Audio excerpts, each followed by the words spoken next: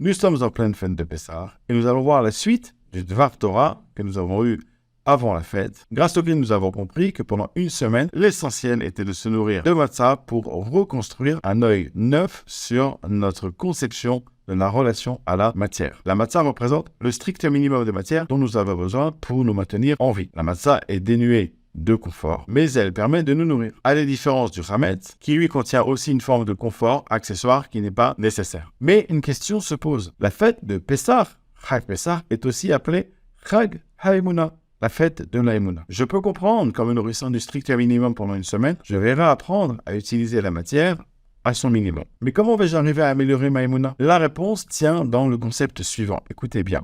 Puisqu'après une semaine, j'aurai réintégré dans ma relation à la matière qu'il est plus préférable pour moi de consommer la matière selon ce que j'ai besoin plutôt que selon ce que je veux, automatiquement, après la fête, la matière vers laquelle je vais être attiré et la matière que je vais attirer en moi sera calculée selon mes besoins. Or, qui mieux que Dieu connaît mes besoins? Vous comprenez du coup ce qui se passe? En vivant ma matière sur le mode du besoin, eh bien je vais me faire le réceptacle de la volonté de Dieu. Puisqu'il est évident que Dieu veut me maintenir en vie, c'est évident qu'il m'enverra toujours ce que j'ai besoin.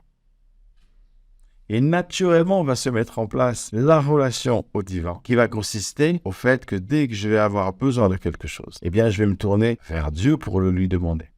Et c'est comme ça que je vais encore gagner un pas dans l'Emouna, grâce à cette belle fête de Pessah.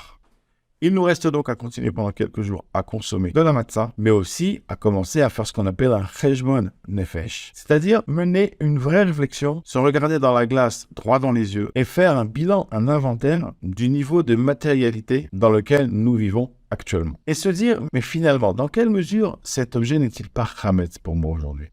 Peut-être je pourrais avoir un objet comparable qui fournit le même service, mais d'un niveau de confort bien moins important. De cette manière-là, je vais commencer à concrètement réduire la portion de confort qui n'est pas nécessaire et qui ne me dérange pas de réduire, bien sûr. Et je vais me rapprocher plus de mes besoins et je vais m'éloigner un peu de ce que je veux. De cette manière, je vais faire un petit peu plus de place à Dieu dans ma vie, puisque je suis le gestionnaire de ce que je veux, mais il est le gestionnaire de mes besoins. Donc, en m'éloignant de ce que je veux, je laisse automatiquement plus de place à Hachem, responsable de mes besoins. Like, partage et abonne-toi. Pour une préparation optimale, réponds à ce QCM en commentaire.